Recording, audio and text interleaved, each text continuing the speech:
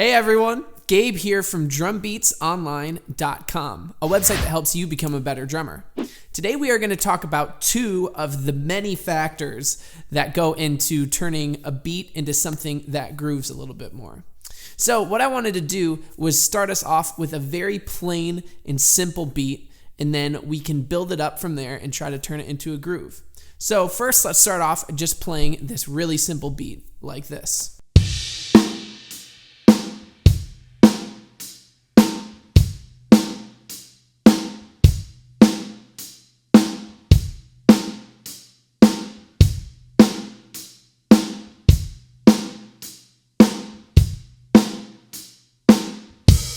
So that is something super basic, but what we can start doing is experimenting with different elements of this beat and trying to add and take certain things away to try to make it groove a little bit more.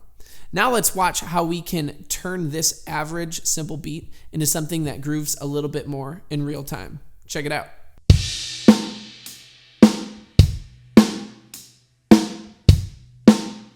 Now let's play with that hi-hat just a little bit.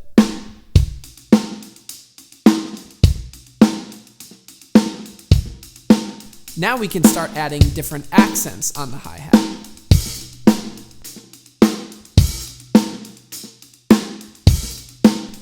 Next, let's throw in a ghost note on the snare drum.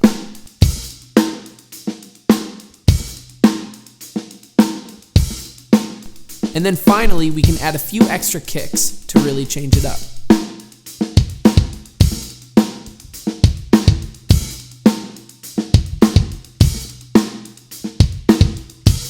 So as you can tell, as we started to add in certain elements to the beat, it started to groove a little bit more and feel a little bit better. Now let's talk about the two keys that I really focused on to make this beat turn into a groove. Key number one is orchestration, and all that really means is your drum parts. But the way that I want us to focus on this is to focus on it one thing at a time. So when you're playing that simple beat, what I want you to do is focus on your hi-hat. What notes can you add in and what notes can you take away to make it feel a little bit better? And the same is true for the snare drum and the kick drum.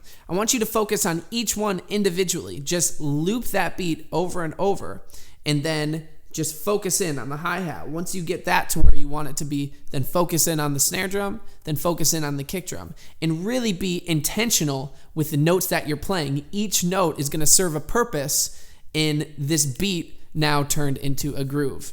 Now the second element that I focused on was dynamics. So adding different accents to my hi-hat patterns or adding little ghost notes on the snare drum, things like that. So now let's rewind a little bit and let me tell you what I specifically did in this beat to make it groove more.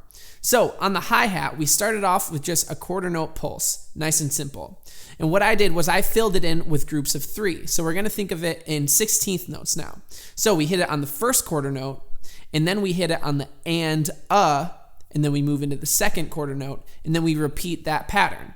Now I'm going to pull from my other key element into turning this into a groove, and that's dynamics. So what I did was I added an accent on each quarter note. So 1, 2, 3, and 4.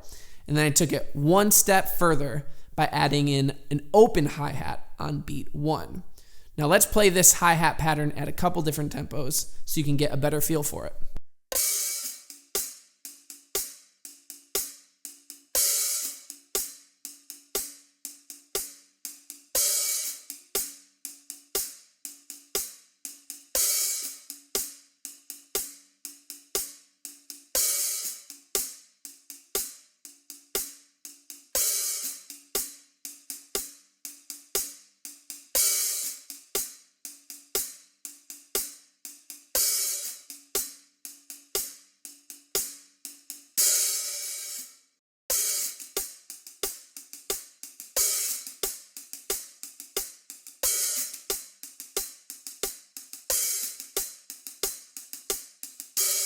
So what we just did is we turned the hi-hat into the driving force of this groove. We added the most notes onto the hi-hat, and it's the most dynamic part of the beat as well because we've got the quieter notes and the accents plus that open hi-hat. Next, what we're going to do is really focus in on the snare and kick drum pattern. So what we originally had in the beat was just a kick drum on beat 1, and snare on beat 2 and 4. So we are going to keep that pattern just the way it is, but add in a couple things. So with pulling our dynamic element, what we want to do is add in a ghost note on the snare drum. And all we're going to do is put 1 on the E of beat 3. And that's going to make a big difference. Next, we're just going to add in 2 notes on the kick drum. That's going to be on the and of beat 3 and on the E of beat 4. And those 2 notes make a big difference in turning this beat into a groove. Now, let's take these 3 elements together and play them at a few different tempos. Check it out.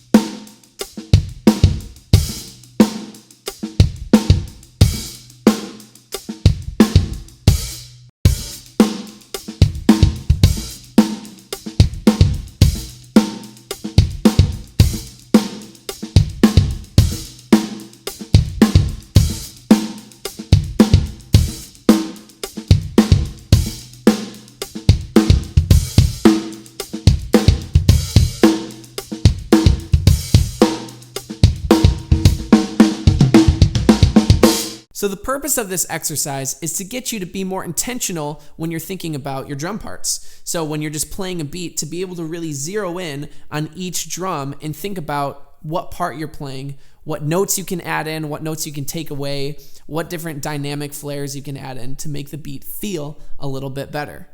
Well, guys, if you liked this lesson, make sure you check out drumbeatsonline.com for some of my best drum lesson packages. Thanks so much for watching this video. I really appreciate it, and I will see you next week. Bye.